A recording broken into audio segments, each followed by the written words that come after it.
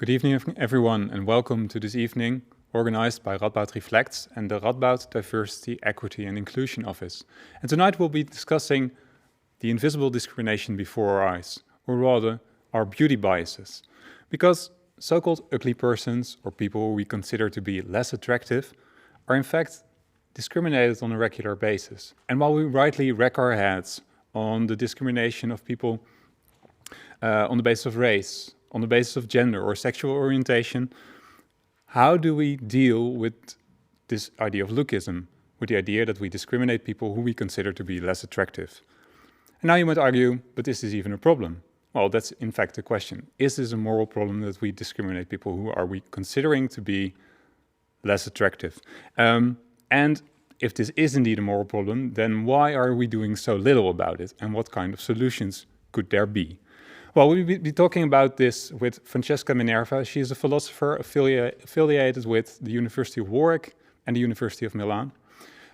She is the editor and founder of the Journal of Controversial Studies, which might be something worth looking into.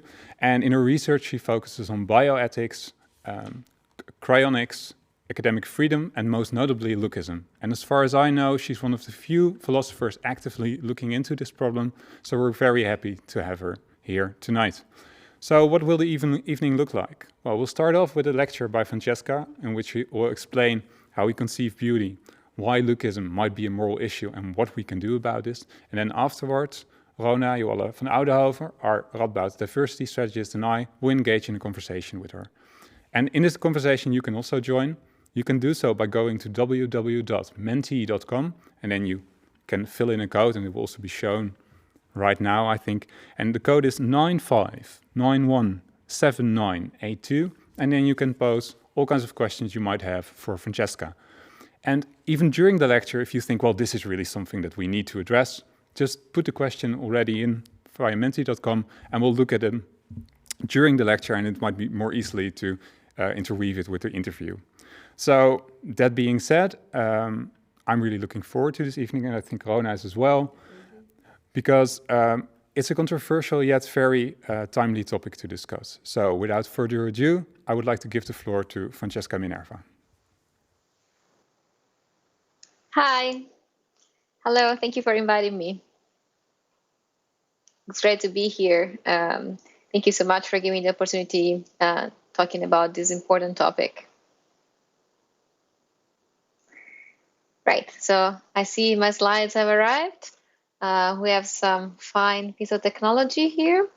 Okay, so as Jeroen said already, I'm going to talk to you about lookism or the beauty bias. And this is a topic I've been working on for the past few years, and I still think it's very interesting after a few years, so I hope you will enjoy listening about it. So, what is it like to be physically unattractive? I looked it up on Reddit and Quora, because it's not something that it's easily. There are not research about the individual perception, so you have to look up what people report about themselves.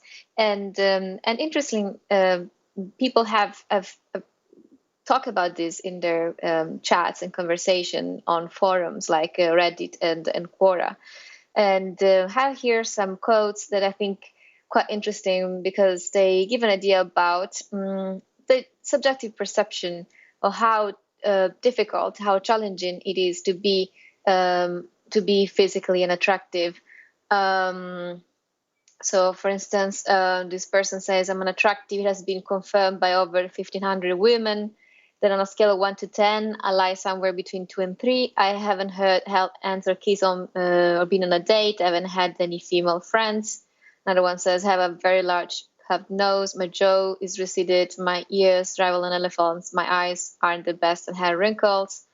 And there's a girl saying, people, especially men, will not take a second look at me. It's like I don't even exist. No one holds door for me.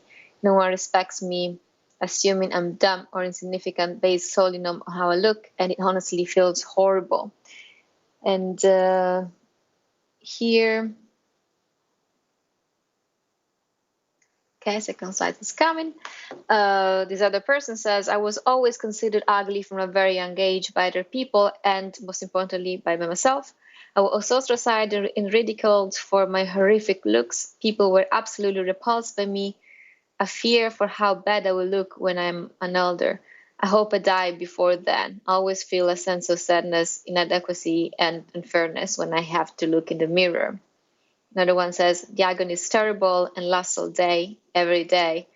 Every reflective surface is an enemy. Every laugh in the vicinity is at your expense. Every day begins with an effort to get out of bed, no matter how self-conscious, and every night ends with the tears that are left unshed for the fear of breaking the illusion of I don't give a damn. And finally, I spent all day today in my room sleeping because I got rejected from yet another job I interviewed for yesterday. It all sorts so bad. So, of course, these are self-reports, so we don't know if these people are right, thinking that they're unattractive or perceived as unattractive, but we don't have any particular reason for doubting that they're telling the truth.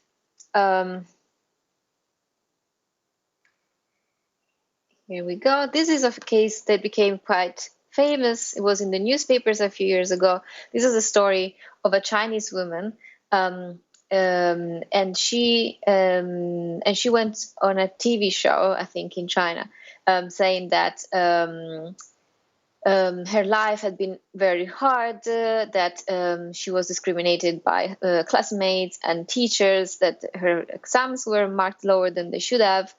And she applied for more than 1,000 jobs after she graduated, but she couldn't get even a job in a small restaurant because the owner of the restaurant said, "You will frighten all my guests away." And then she gave up. And I mean, there is a happy ending because then some cosmetic surgeon in China heard about her situation and offered to give her free cosmetic surgery. And as I understand, her life improved thanks to this cosmetic surgery. Finally,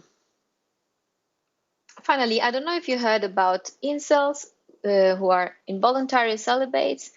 Sometimes the newspapers talked about them because it happened a few years ago. I don't remember if one of more occasions that one of them started shooting the people, like the women that had rejected him, and the men that he considered to be attractive, and then to be the reason why women were not interested in him. So there was like a whole Reddit group for incels. Then it was removed because some were violent, and yes, some incels have a very violent attitude. But I think it's an interesting phenomenon that deserves to be analyzed, because these people, usually it's males, but also female incels, they think that they are discriminated because of the way they look. And here there is this meme about the scale of incel. Some of them, if you actually look at them, because I started looking at a picture of Googling, they're not actually unattractive. So there is probably something more about their personality. But some of them actually are, and so they can't find girls to have sex with or to have a normal relationship with. So obviously the problem is not the sex, that byproduct, but they can't find girls who find them attractive and to have a relationship with. And then they become extremely frustrated very often, to the point that they really hate society, and they become misogynistic against women because women reject them. And yes, in very extreme cases, they display very violent behavior, like the case of the person, the incel, who started shooting random people. And I think he left a video on YouTube before doing that. Obviously, the video was eventually removed. So there is obviously a problem according to self-reports. But we know it's not just a problem of self-perception. It's not just people thinking that something about them is unattractive and therefore they're treated differently, because we have scientific studies in economics and in psychology that they actually suggest that unattractive people are discriminated. And we tend to believe that this is not actually the case, because we believe these beauty myths. We believe that, beauty is only skin deep. People don't really care about the way you look. It's just superficial, and people don't really care. And everybody thinks they don't actually judge a book by its cover. We say, oh, we're better than that. We look at people's personality, but indeed we'll see that we don't actually do that. And that the other myth is that beauty is in the eye of the beholder. So this means that there is no category of people who are actually discriminated against, because everybody is beautiful to someone's eyes. So you say, well, if Jack doesn't look attractive to Jane, then he will look attractive to Mary.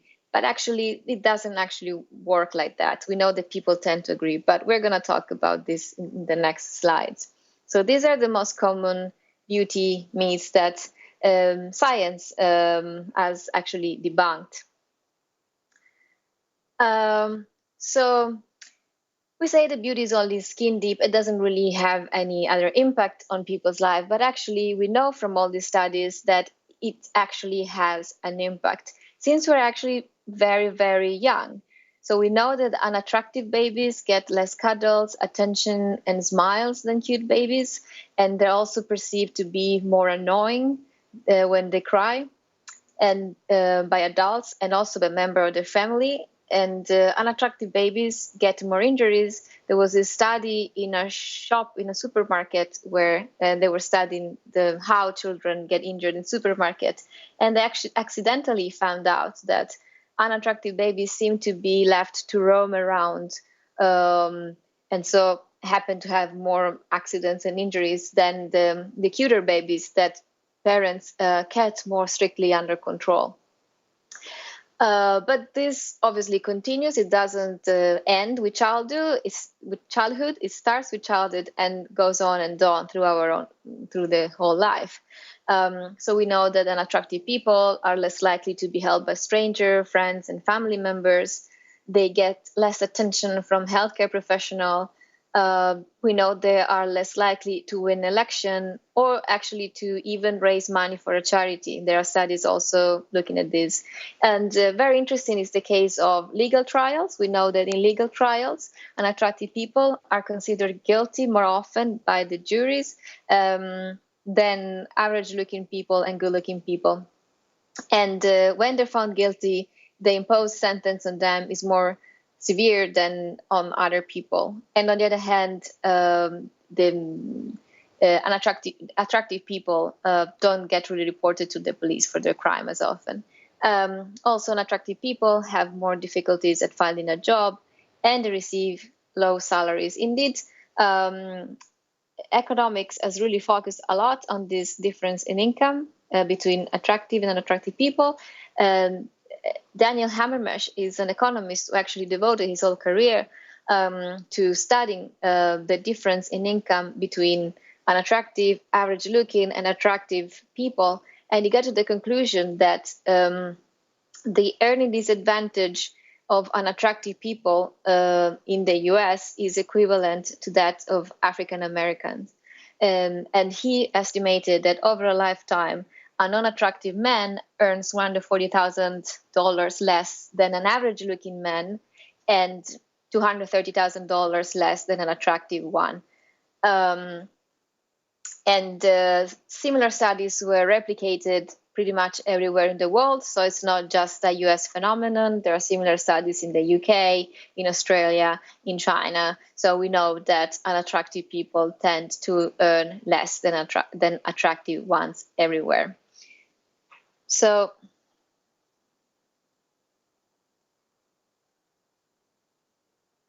the other opinion we have, the other beauty myth we always say that, we don't judge a book by its cover. If you ask anyone, oh, do you think you're lookist? Do you think you have a beauty bias? Literally everybody will tell you that they don't. A lot of people actually deny that there is such a bias at all. But even if they admit that there is a sort of bias, they will think that they are immune from this bias. In this case, it wasn't economists, but it was people in psychologists that started studying how we perceive people according to the level of attractiveness. And surprise, surprise, that found out that attractive people, both children and adults, are evaluated significantly more favorably than unattractive people, even by familiar perceivers, so people who are familiar with them. So the studies on children took into account social appeal, academic competence, adjustment, and interpersonal competence.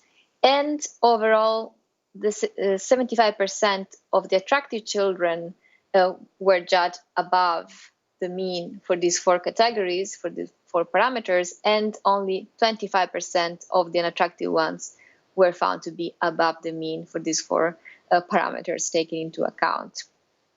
And this applies also to adults, because they did similar studies on adults. And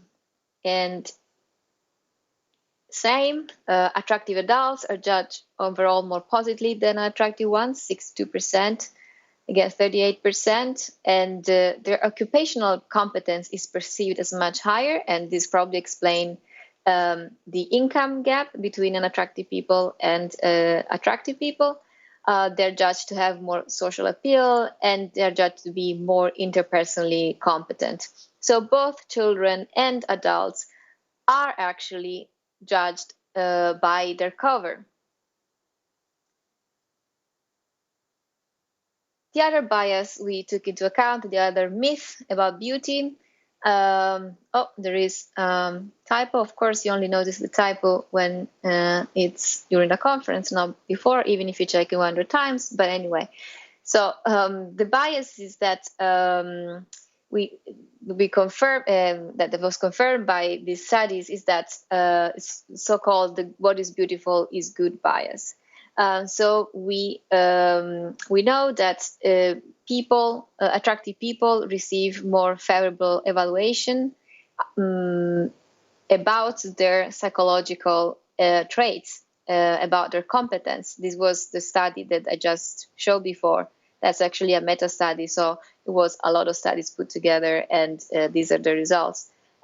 So we tend to believe that what is beautiful has also psychological, positive psychological traits. So we tend to be really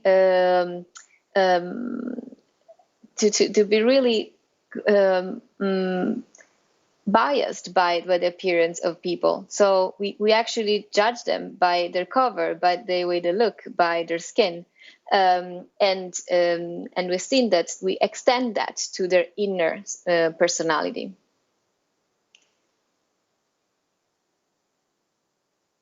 So finally, we always say or hear that beauty is in the eye of the beholder, and therefore we shouldn't really worry about this form of discrimination because it doesn't exist, because there is no group of people that is consistently discriminated against and that suffers because of this form of discrimination through all their life. Because if we believe that beauty is entirely subjective, then there are no people who are discriminated because of the way they look, of course. But again, there are studies that suggest that we are wrong in believing that beauty is entirely subjective. We know that people tend to agree about who they find attractive and about whom they don't find attractive. And indeed, it's something that we develop, this capacity, through our evolution. And it has been very important for us. And it takes just 150 milliseconds and no eye movement to assess whether a stranger is attractive or unattractive. And they did a lot of experiments also on children, because psychologists were trying to figure out how much society influences our perception of beauty. So they tried to figure out if children who are not really exposed to any societal influence after only a few weeks after they're born have the same preferences as adults who actually are very influenced by society. And they found out that children tend to have the same preferences. How they understood that, they showed children these faces, and they noticed that very young children look for longer at the faces of people considered attractive by adults. Because what the studies conclude is that there are some features that we are hardwired to find attractive, such as symmetry, for instance. Also, we know that people from completely different ethnic, social, geographical areas tend to agree about faces defined attractive. And we also have studied what we think makes a face beautiful. So we know that it is symmetry, as was mentioned, dimorphism, which means like how feminine your face looks if you're a woman, and how masculine your face looks if you're a male, neoteny, which means youthfulness, and aerogeness, which doesn't mean how average you look, but we know that if you have a room with a lot of people, you put all the faces together and combine them in one face. Like now, a lot of computer programs can do that. The combined face, the average face of all the people in the room combined, will be more attractive than the individual faces of the people you took to use to make this to make this collective picture. And we can see that, like here, have pictures of Naomi Campbell, who is Afro-American woman, and Lucy Liu, a Chinese woman, and everybody agrees they're both very attractive. They're not Caucasian, but there is wide agreement across cultures that these two women are very attractive indeed.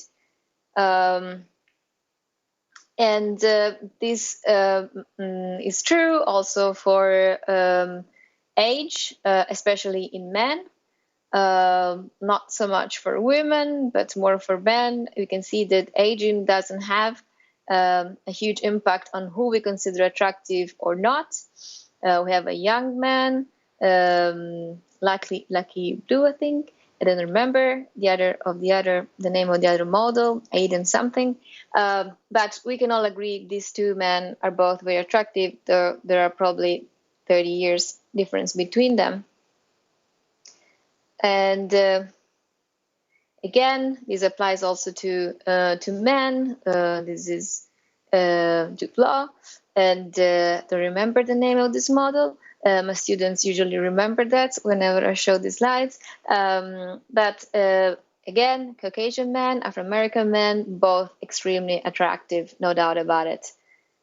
And we also can apply that to animals. On the left, you can see my dog, who is the most beautiful dog in the universe, no doubt about it. Her name is Idea.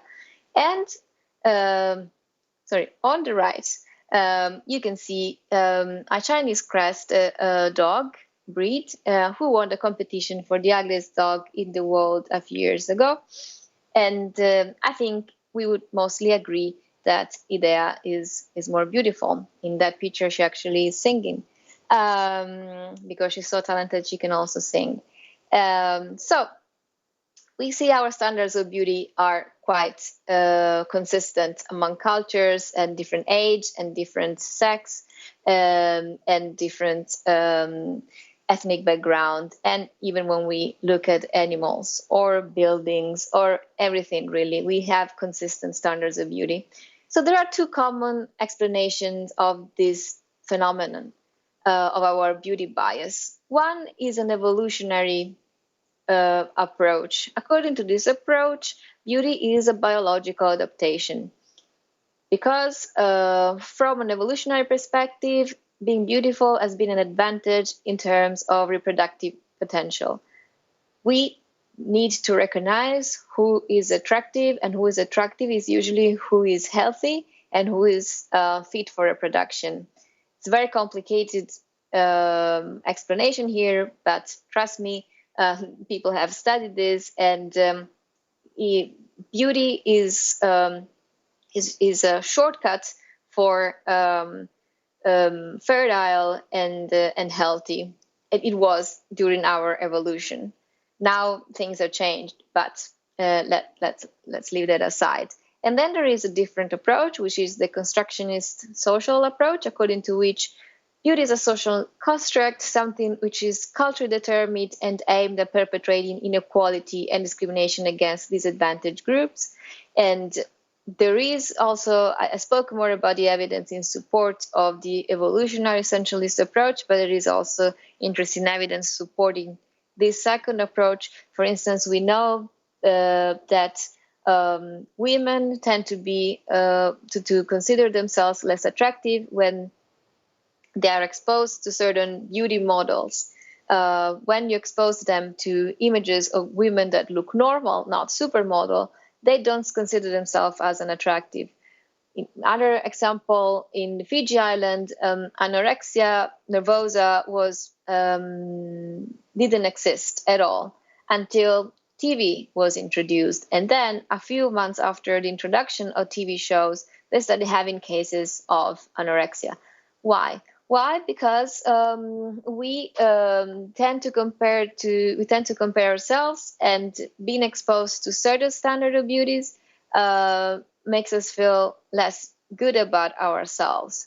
So there are, I think, they're both right. There is truth to both these approaches. They don't exclude the other.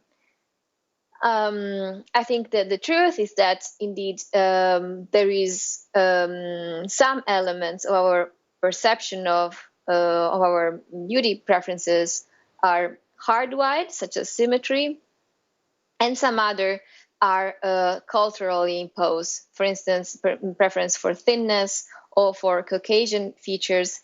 Those are accidents of our history.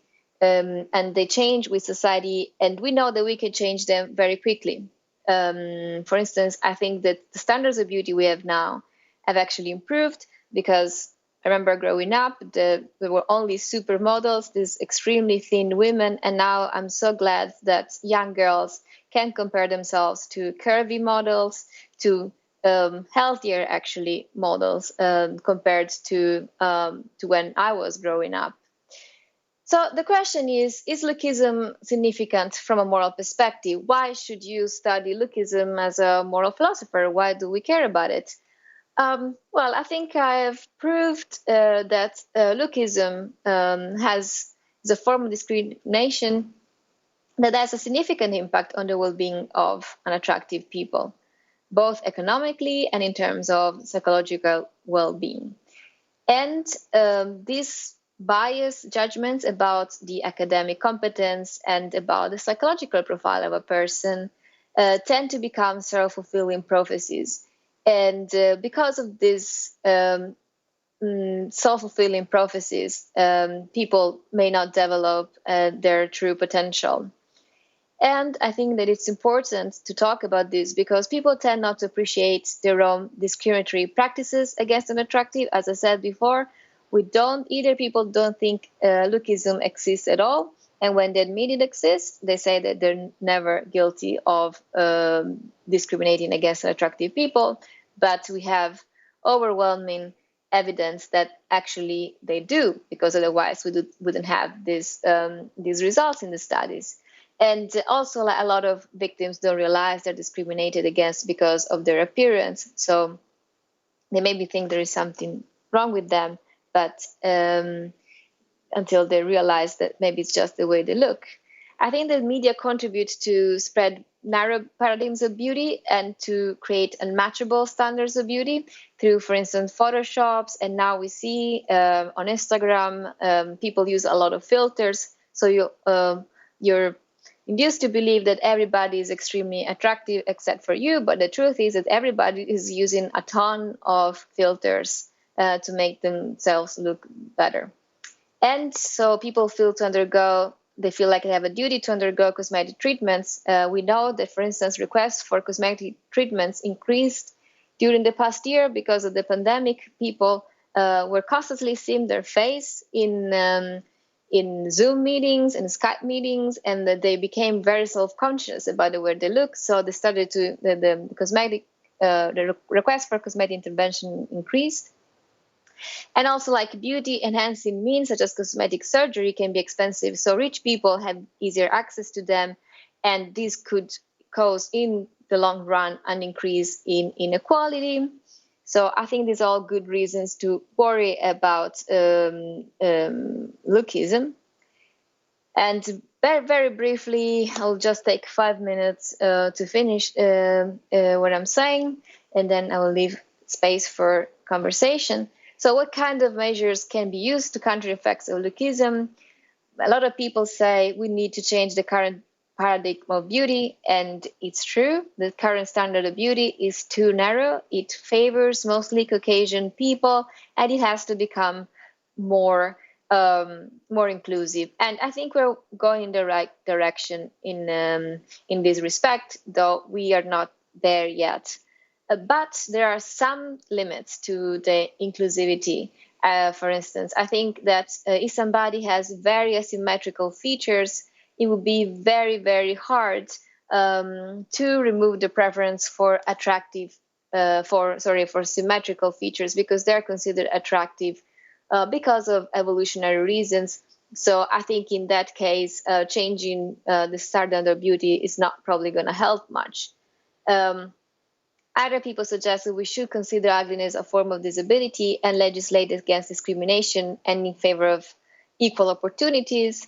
But there is always a problem with implementing this kind of legislation. Well, first of all, we don't know how many people will actually go and claim that they have been discriminated in the workplace because they are unattractive. It's not something that a lot of people would like to do.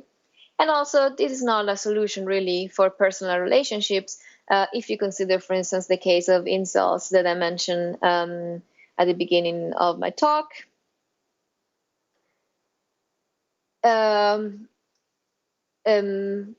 It also be suggested by Habermas, the economist I introduced before, that we should consider compensating people for economic loss due to their unattractiveness. So, as I said, unattractive people earn less money. We could compensate for that. But how do we compensate for loss of social interaction, for loss of partners in relationship, for loss of romantic opportunity? It's not very easy to do that. And also, we suggested that we should provide free cosmetic surgery. And I think this is a good solution to enhance those characteristics that we are hardwired to consider attractive. As I said, symmetry is one of that, youthfulness maybe. But it has the downside of reinforcing the current status quo. And also, as I said, it can be available. It can cause to narrow down the standards of beauty, because then if everybody is using cosmetic surgery, maybe people will tend to look alike. And I think we're getting a bit of that at the moment with, for instance, lip enhancing injections. It's interesting how now a lot of women on Instagram have exactly the same lips, because it's really unfashionable to have thin lips or to have thin eyebrows. But these things change very quickly. So it becomes very stressful for people to keep up with these new fashions. And to wrap up, I wanted to argue that lookism is the byproduct of both evolutionary processes and social economic dynamics, and that it has a significant negative impact on both single individuals and society at large. And finally, that our failure to acknowledge lookism as a moral, social, and medical issue just makes the problem worse. So we need to talk about it, and we need to discuss about a possible solution. And that's it for tonight. I look forward to listening to and answering to your questions. Thank you. Thank you, Francesca. Yeah, there would have been a lot of applause. I hope there's digital applause now. I think we really enjoyed the lecture. Questions are already pouring in. All right. So I think there's plenty to discuss, but maybe it'd be good to start with a more empirical question before we dive head first into the moral discussion. because I saw a lot of numbers coming up, and there were a lot of comparisons between how attractive people are treated compared to less attractive people. But how many people in general are suffering from unattractiveness? Can you say something about that? And is there a difference maybe between men, women, people who qualify themselves as other? Yeah, there are different estimates. I think the lowest estimate is like 3% of the population. The highest I've seen is 18% of the population. There is not agreement, so something between 3 and 18%, according to what I've seen around in different studies. Mm-hmm. And and this is one of the questions that's also put forward by the audience, and we were also discussing this prior to the lecture. So, okay, look, you're gradually putting lookism on the radar together with other scientists, but to what extent do you think is lookism becoming more prominent? Is it now more prominent than it was, for instance, 60 years ago? Yeah, it's a difficult question to answer. I think that probably we have been always lookist since the beginning of times. So in that sense, I don't think we have become more lookist, but I think that the effects of lookism might have become worse in the last few years. Actually, I've talked before in some podcasts about how concerned I am about apps like Tinder, where people only see the picture then some people never get chosen and they never get an opportunity. And this has become the only way people can find a partner. And I think that's really worrisome. That never happened before. So before, maybe a person wasn't attractive, but they would have a lot of opportunities to find a partner, going to parties and to dinner with friends. And even if somebody is not attractive, if they have a very nice personality, if they're interesting, if they click, they can find a partner. But now they're not given really that opportunity because it has to be filtered through apps like Tinder. So I think the effects in that area have become worse in the last few years. Yeah, so then you would argue that the problem of the amount of people who suffer from it, they are more likely to experience the negative side effects of it due to, for instance, like this. Yeah. I think the romance part is something I would want to touch upon later. But first, it seems maybe a bit harsh to put forward this question, but still, after you read several Reddit comments, and they're all kind of tragic and sad, and you feel compassionate for these people. Yet at the same time, I was wondering, and maybe you could elaborate a bit more on that. So what exactly is the moral problem when we talk about lookism? Well, as I said, I think the moral problem is that these people are discriminated against and they suffer. I think the moral philosophy should engage with people's well-being. That it is our duty to try to figure out what is the way to increase the well-being of people. I am a utilitarian philosopher, so the total sum of well-being in the universe is my main preoccupation.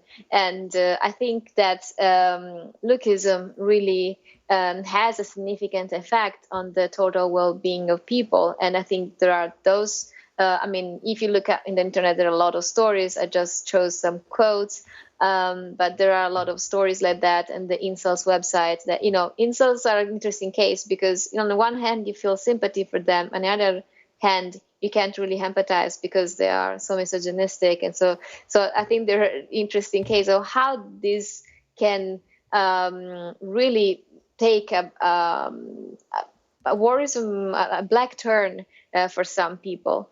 And but anyway, their suffering is real. I don't think they deserve suffering. So insofar as this form of discrimination and bias causes a lot of suffering, I think it is a moral problem we need to try to sort out.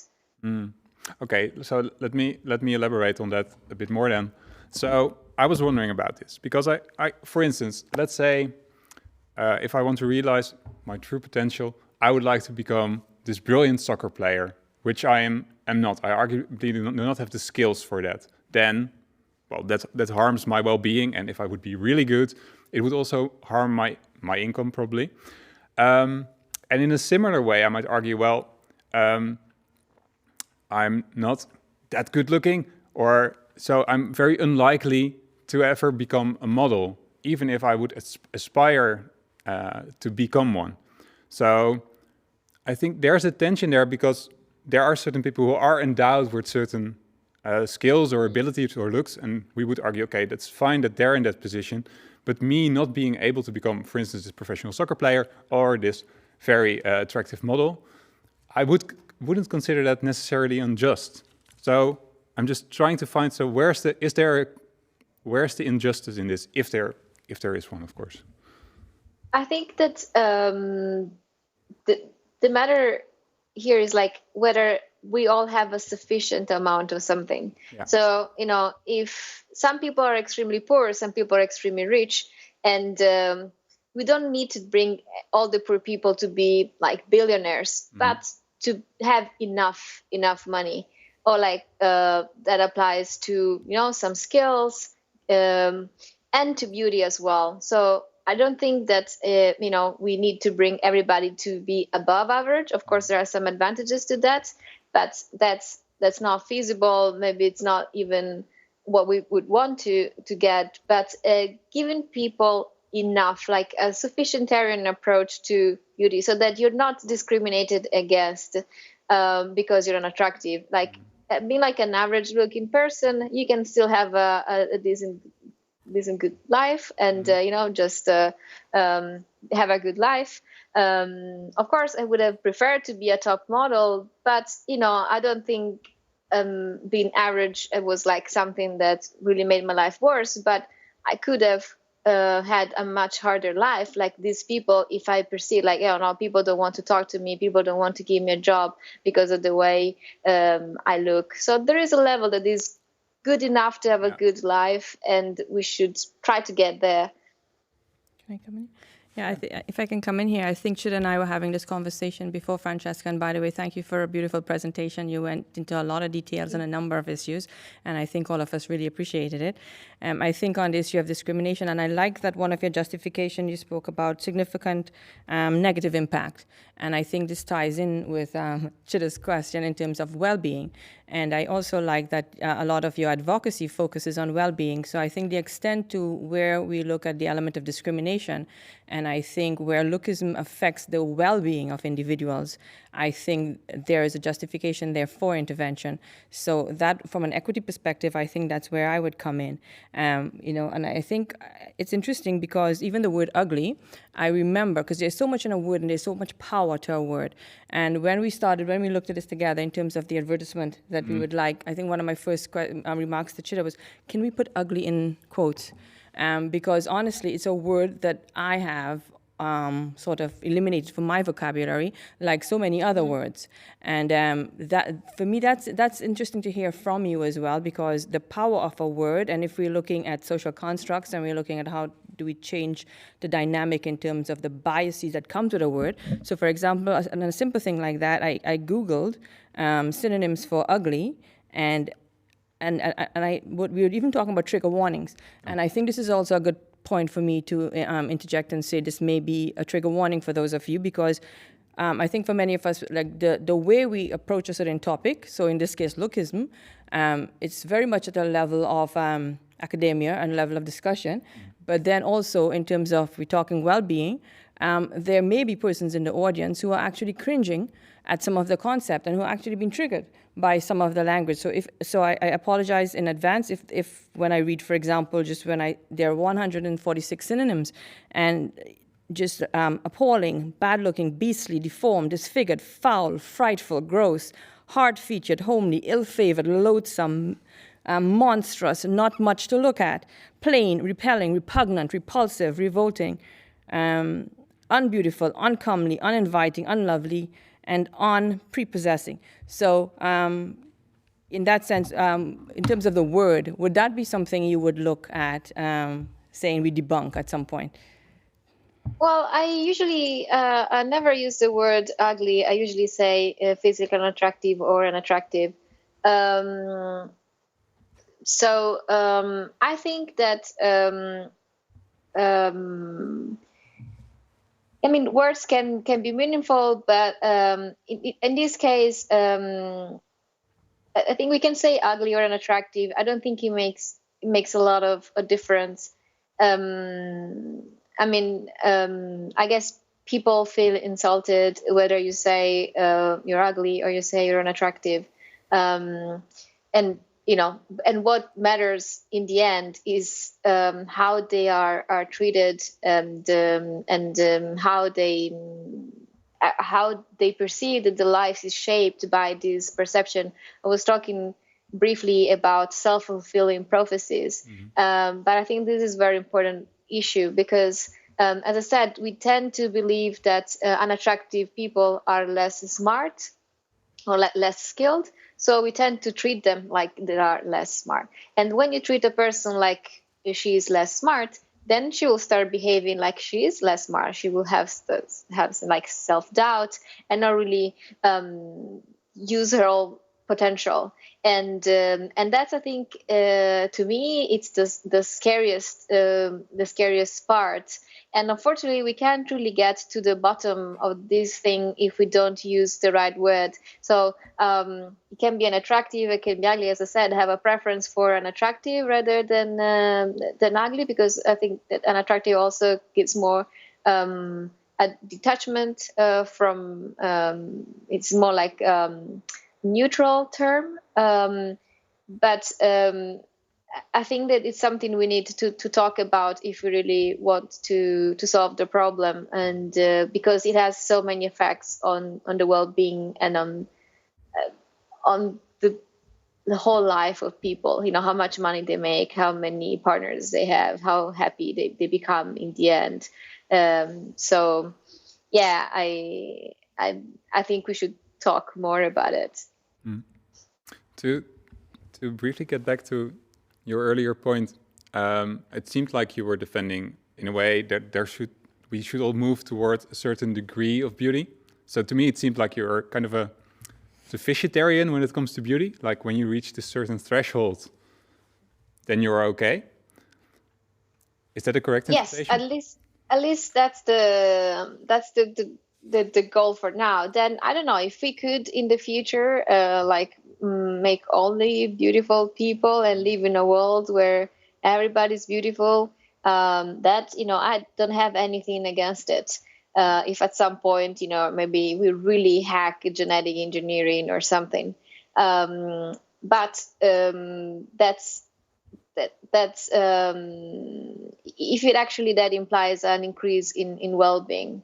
I'm not entirely sure though that that's what you really need in order to increase happiness. I think you have diminishing returns probably. So you need enough beauty to have a good life, but probably you don't need to be Angelina Jolie to have a happy life. So you need just that amount, which is the same for a lot of things in life, like money. We think that billionaires are way happier than us, but it's not true. You need just enough money to have a happy life, because when you're really poor, that has an impact on your well-being. But after a certain amount of money, you don't really keep increasing your level of happiness just because you can have holidays in fancier hotels. No, I can see that. Yeah. There's one question from the audience, and I think in part touches upon this.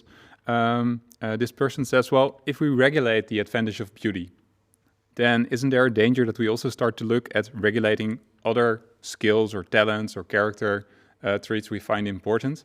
So for these are also things we do not have a say in right now. What do you think about that? I mean, it depends what you mean by regulating.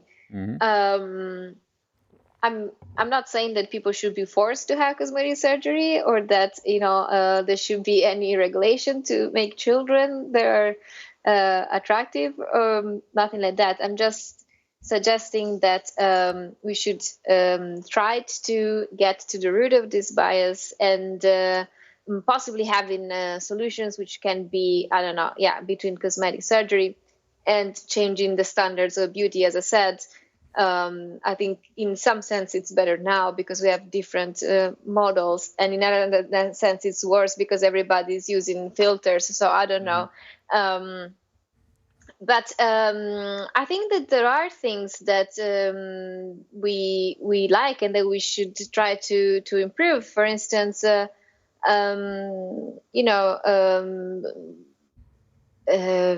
health. I think it would be better if everybody could have a higher level of health, or at least sufficient level of health. And I don't know, like sense of humor, or like intelligence. There are so many things that we consider, from an Aristotelic perspective. It's like these virtues or these characteristics that really help you to have a good life, to achieve your goals, to appreciate what you have in your life. So I think it would be great if we all had enough of that to conduct a good and fulfilling life. There's so much to touch upon, like the issue of health as an indicator, for example, and if you look at the evolutionary essentialist perspective, and the issue of health as an indicator.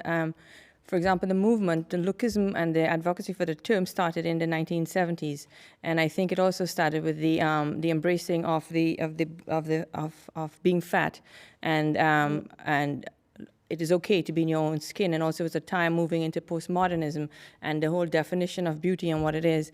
So that's also quite interesting in terms of the evolutionary component. One of the things, and also in terms of, you mentioned that it's been, we've talked about the element of beauty for a long while. I think even in Buddhism religion, you have the veil of Maya, which is the illusion, and it warns about the illusion of beauty and how do we get sucked into it and how do we define those. And one of the questions in terms of definition of beauty from the audience, which I'll pull in, is regarding your example of Campbell and Lucy Liu. It seems that other ethnicities are considered more beautiful the more white they look in terms of skin color, nose, shape, size, etc. What do you think about this? And also would like to intertwine that question with, and I think we're talking about this as well, is lookism very much interconnected with racism, ethnocentrism, ageism, because colorism? Because in many aspects, those are elements which appeal to appearance, and which are also very much based on a physical or a viewing element. So I'd love for you to share your views on that. Yeah, so I maybe made the wrong choice of, I think I should also some other feature of the other Afro-American black model that was also like very attractive, and it doesn't look very Western. But I think that I'm not sure that people we like people from other ethnicity the more Caucasian they look. I'm pretty sure. And I think there is a lot of evidence in studies that you can go to any remote population and take the most beautiful person in that tribe, for instance, and we would take a European person and judge the level of attractiveness. They would find them also very attractive. It seems that we can really tell who is attractive and who isn't, regardless of ethnic differences. Then, of course, there is a different issue about why Caucasian standards of beauty have become so widespread, and that has to do with historical economic accidents. In a way, it could have been a different story, but it's because European culture became dominant for historical reasons, and that we had Caucasian people portrayed in movies, think of Hollywood, for instance, of course. But I don't think it means that there is that we wouldn't be able to acknowledge or to recognize attractive people from other ethnicities, or that we only find them attractive insofar as they look more Caucasian. I think that there are some studies suggesting that people tend to find more attractive people from their own ethnicity, because we tend to find more attractive people who look like us and like our parents. There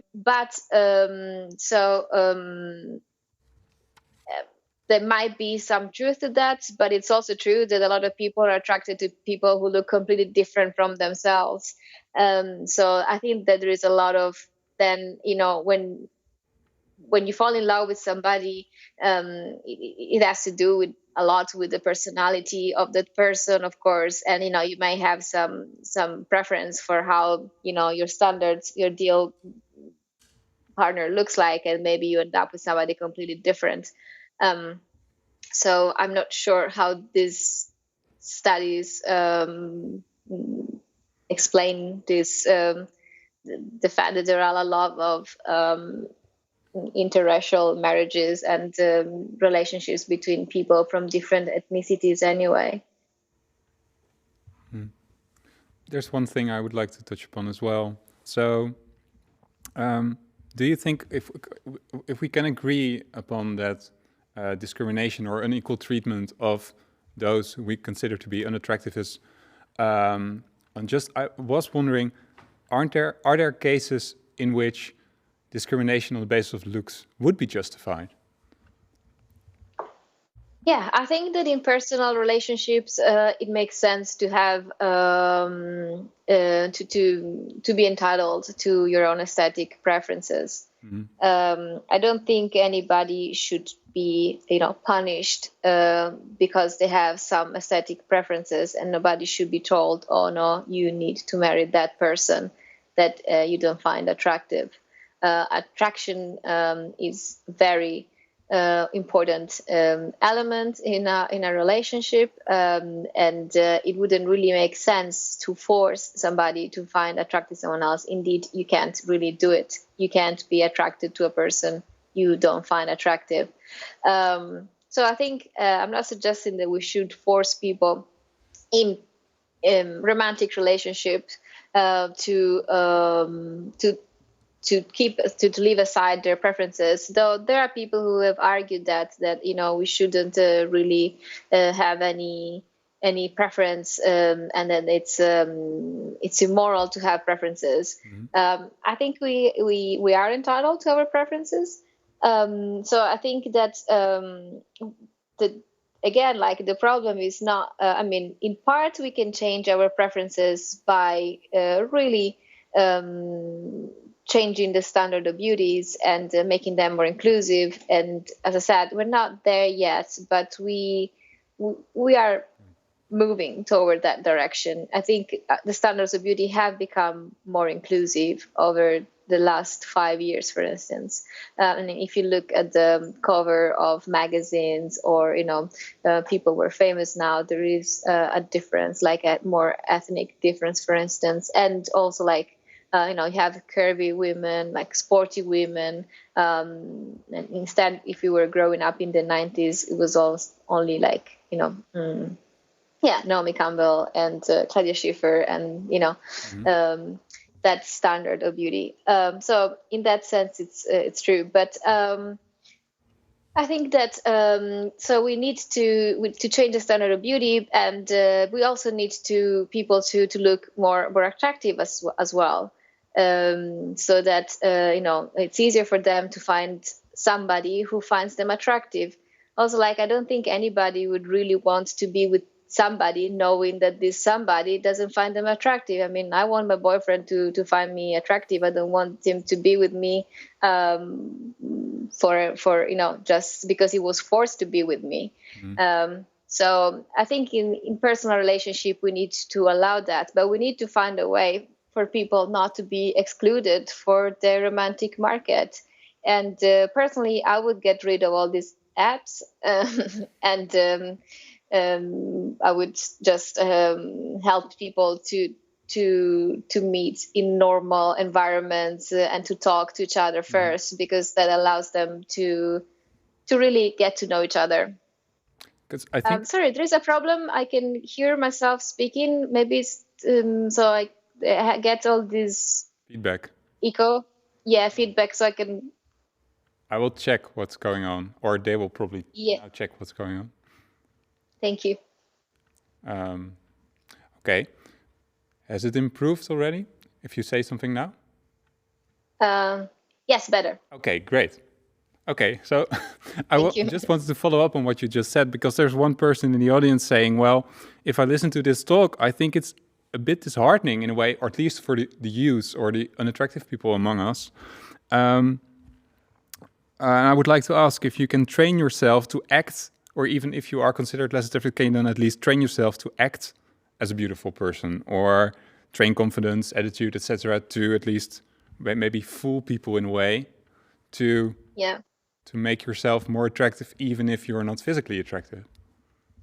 I think that physical attractiveness is one thing, and anyway, it's something that even the really beautiful people only have for a handful of years, when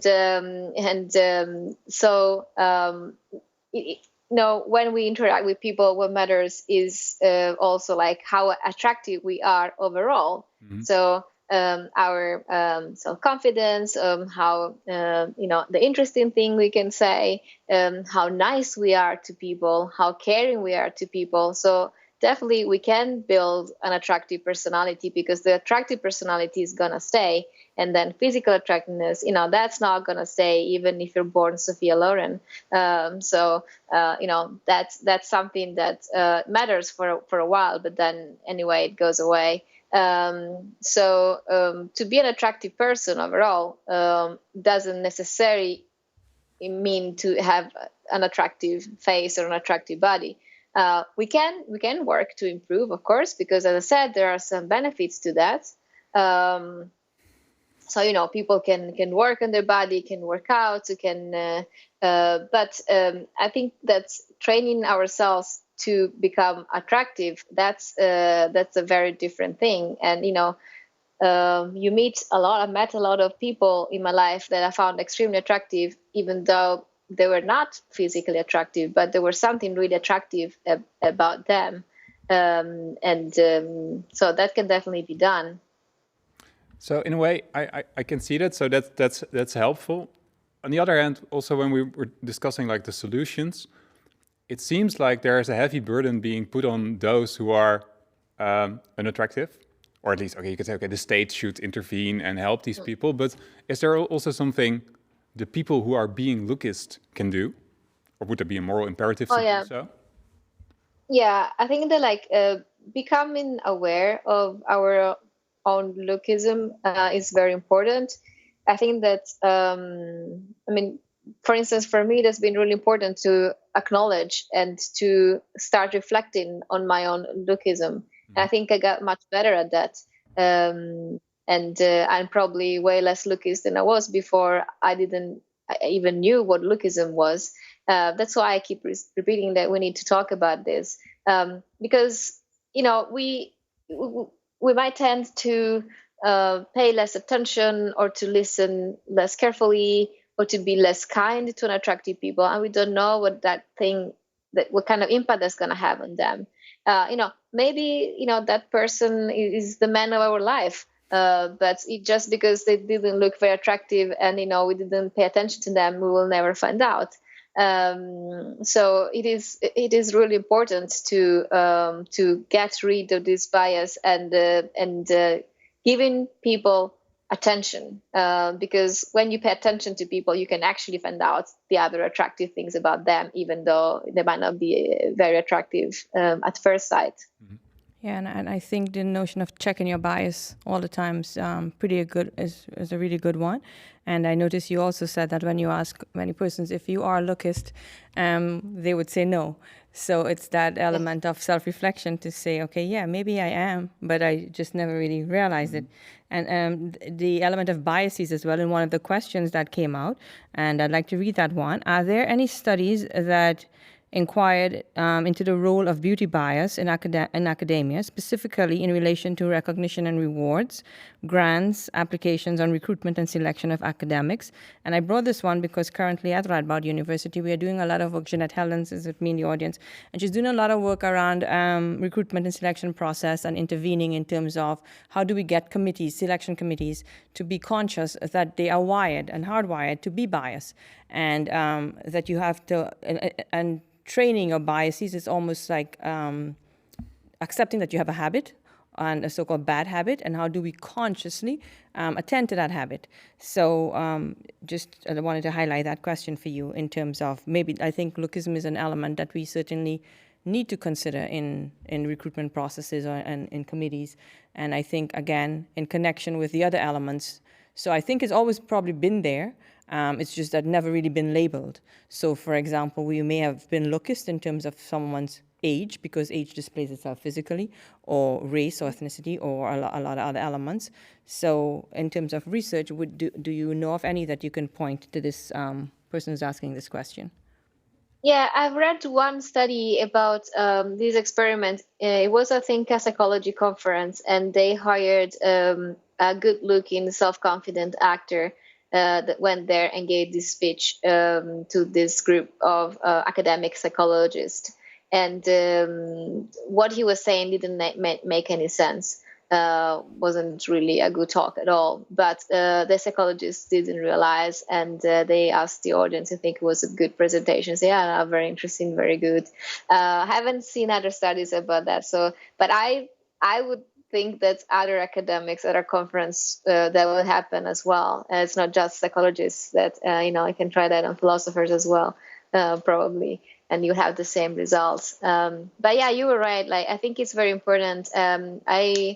I've been thinking about this, how we could improve the selection process. And I think the easiest way to do that would be implementing interviews in virtual reality. So you can't really see the person face, but just like using virtual reality, so you can still see how they move, and maybe their eyes, but you wouldn't actually see their whole face. And you could remove any gender bias, any race bias, any lookist bias, age bias. So because you could just interact in virtual reality. And I think that would actually also work well for app, for romantic app, like replacing apps in which people just swipe pictures, and just like I would make their meet in virtual reality, so that they get to talk in virtual reality, and after they've clicked, they can see their faces. I was talking to a colleague of mine about this, and he was kind of skeptical, especially in regard to the solutions. And he has this question, I will just read it out. He said, well, one might argue that part of the solution to lookism can be found in manipulating or steering our societal ideal of what beauty is. However, that would only replace one ideal with another, effectively shifting the problem in a way. And maybe only, so I'm curious to know what you think about that. So maybe only the absence of a dominant beauty ideal might fix that. But then again, there are few or none cultures that have a plurality of beauty ideals. So considering that beauty might also be some kind of tool of power, if beauty is a self-reinforcing power mechanism that consolidates power within certain groups of people, then to what extent is it realistic, like politically realistic, to expect society to actively fight lookism? As I said, I don't think we might be able to completely get rid of it. It is true. It is in part like it's a social problem. It's an individual problem. It has different layers to it. Mm-hmm. In a sense, beauty is power, like money is power, social class is power, and things like that. But it is at least like more random in a sense.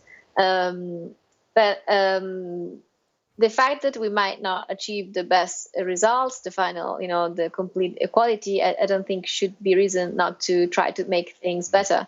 Yes, maybe we will never get there. But I think we can make things better. And if we can make things better, we should try to make things better. And I'm not that negative about the possibility of succeeding. As I said, it is a mix of using different policies, different culture instruments, like education. You can use some legal, and you can use some medical tools. So there is no one solution fits it all, but it is something that requires different intervention, except like people who support social intervention tend to have a very bad opinion of cosmetic surgery, and vice versa. So this debate is a bit polarized, because people tend to disagree on the causes of lookism and then on the solutions for lookism. I try to move beyond this polarization and say, well, some things we can change with society, and we should change with society. Some things we can't change with society, and we should change with cosmetic surgery, or in the future genetic engineering. And if we care about finding a solution, as I do, I don't care how we get there. I just want to get there, and in the most effective and fastest way. And I think I can bring in the notion like cosmetic surgery and some of the controversies around that. And I think in the slides that you had, external means of domination or empowering tools in terms of cosmetic, in your paper, cosmetic surgery. Morgan said it's actually self-mutilation by proxy at the hands of surgeons. And I think you touched on this in the reciprocation of a dominant paradigm of beauty, and to what extent cosmetic surgery aims to sort of reach that standard. And is it in fact, as I just said, what are your thoughts on that? Because it's quite controversial indeed. Yeah, cosmetic surgery is extremely controversial. I'm writing a book about it. I think it's a very interesting topic, and people tend to have very different opinions about it.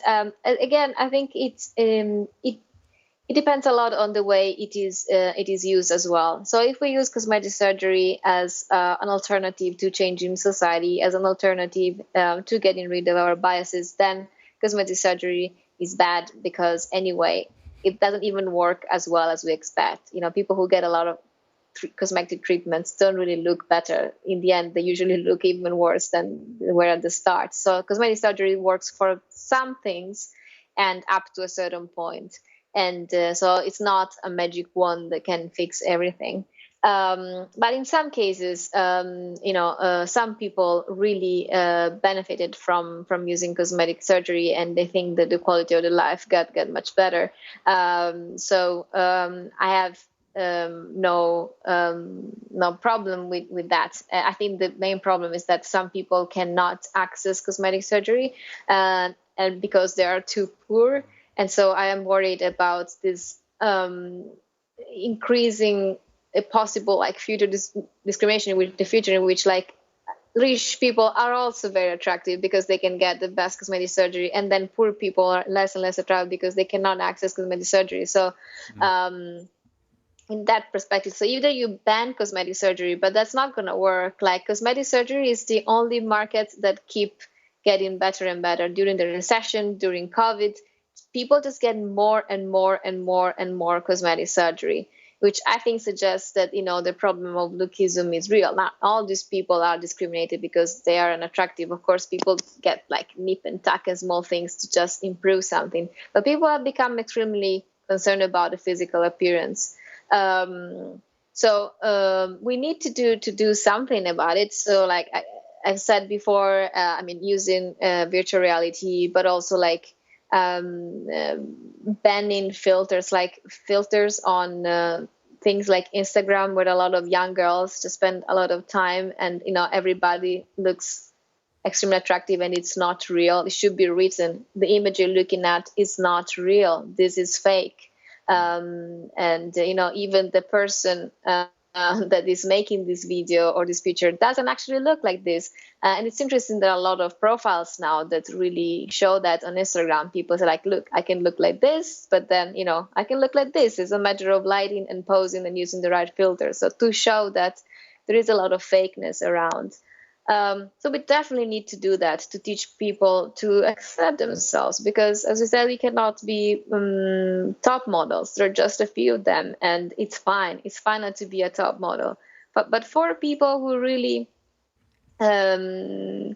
suffer because they're way below average in their appearance, I think that giving them the option of cosmetic surgery is a great solution. And indeed, in most countries, European countries at least, people can have free cosmetic surgery for some features that, but usually the parameter is really high. So the Netherlands, it seems interesting, had for a while a legislation that gave pretty much everybody cosmetic surgery for free for a few years.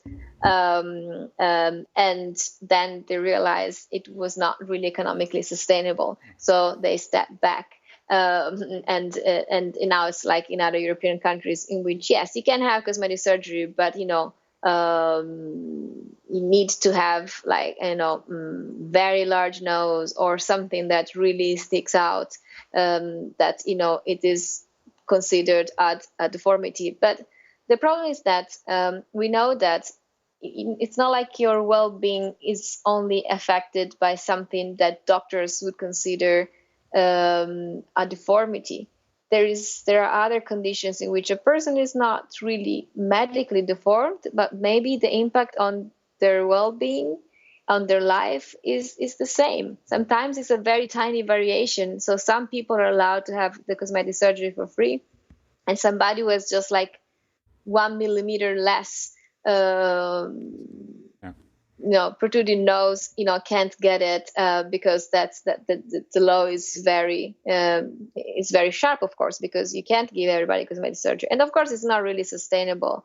But I'm suggesting that without giving like everybody cosmetic surgery for free, maybe we can invest a bit more if we find out that, as we think we have, that people really suffer a lot for their appearance. It is a unhealthy intervention. It is a medical treatment for some people. We're gradually moving out of time already, so there's room for one brief question. You take it, because I think there are so many questions. There are so many, yeah. If I choose one, I will feel... there are amazing questions here, Francesca. I'd love for us to follow up even after and probably have you answer some of these questions and maybe post them. I think that might be an idea. So I'll let you ask the final question, Shida. It's Radboud Reflects after all. Thank you for having me. Apparently so. So just to follow up on the, I think this is one of the questions that also came in. So let's assume, for instance, that the Dutch government, again, says, well, we're going to hand out free surgery, free cosmetic surgery for all those who feel like there are certain changes need to be made. There's one person in the audience saying, well, doesn't that has the risk in it of making people responsible? So if they say, oh, but I don't want this intervention, doesn't that make them, in a way, responsible for the lookism they're suffering from? Or at least, so you could have made the choice, you didn't, okay, then it's on you. Yes, that's a possibility. But I think that the people who would, refuse a cosmetic surgery, or would be the people who don't think that the life has been affected very much by their physical appearance. Because if they believe that, that's something, and it is also like very subjective. So it's interesting that some studies suggest that people who have major facial deformities feel less concerned about their physical appearance than people with minimal facial deformities. So it's not really linear. We don't understand exactly how it works. So there are some people who really don't care. They're perfectly happy. They have compensated in other ways for their appearance, and their life is great. As I was said, we should be judged as a person according to all our personality aspects, not just according to our appearance. And some people are lucky that they actually are, so they have a great life, great partners, great job, and even if they're not very attractive. For some people, maybe because the kind of job, maybe because the kind of situation they were born in, because of random factors, their appearance to them is more important. the psychological makeup, there can be so many things that have an impact on how we perceive ourselves. Sometimes even like how people talk to us when we're children make a difference. Yes, those people say, okay, well, we gave you the cosmetic surgery, you refuse it, so that's your choice, and it's true. I mean, we do that for all sorts of health treatments. People can refuse any kind of medical treatment. They can refuse life-saving treatments, and they refuse them. We say, okay, well, then you're gonna be sick or you're gonna die. That's your choice, and that's an important freedom to keep, the freedom to refuse any treatment that the health system may offer to us. Yeah. Before I let you wrap up, except some vaccine. Before I let you wrap up, Chida, I'd just like to say to the person who asked about attitude, I read somewhere that beauty actually is, in real estate, when you think of real estate, you think location, location, location. When you think beauty, it's actually attitude, attitude, attitude. So I just wanted to end with that little quote, and I'll give it over to you. Francesca, it was amazing having you and having a conversation with you. To the audience, it was like fantastic that you sent so many questions, and apologies that we could not answer all. And over to you, Chida. Yeah, Francesca, also on behalf of Radboud Reflects, thank you so much for being here tonight. I really enjoyed the conversation. Thank you so much for inviting me. And, thank you for inviting me. Thank you for the questions. And we hope we can probably even have another session where the three of us are actually sitting here instead of virtual. But we really appreciated it. Thank you. When you finish the book on plastic surgery, I would love to have a discussion on that as well. Great. Thank you. I will also say goodbye to the audience. So I hope you enjoyed this evening. We sure did. And if you thought this was an interesting evening, you can subscribe to our newsletter, visit our website, and if you want to support us by more than just a like or a follow, you can also donate. The donate button is still there on the website of Radboud Reflects. We'll be back next week with 2 programs. I'm going to switch to Dutch because these programs are in Dutch. Ode aan de verliezer met theoloog Alain Verheij en filosoof Gert-Jan van der Heijden. En op donderdag hebben we een gesprek met politiek historicus Annelien de Dijn over vrijheid. En ik wil er ook nog op bij. And I would like to point out we have a new podcast, The Reflector, and that's also online right now. So thank you for watching. I hope you have a very pleasant evening, and I hope to see you next time at Radboud Reflects.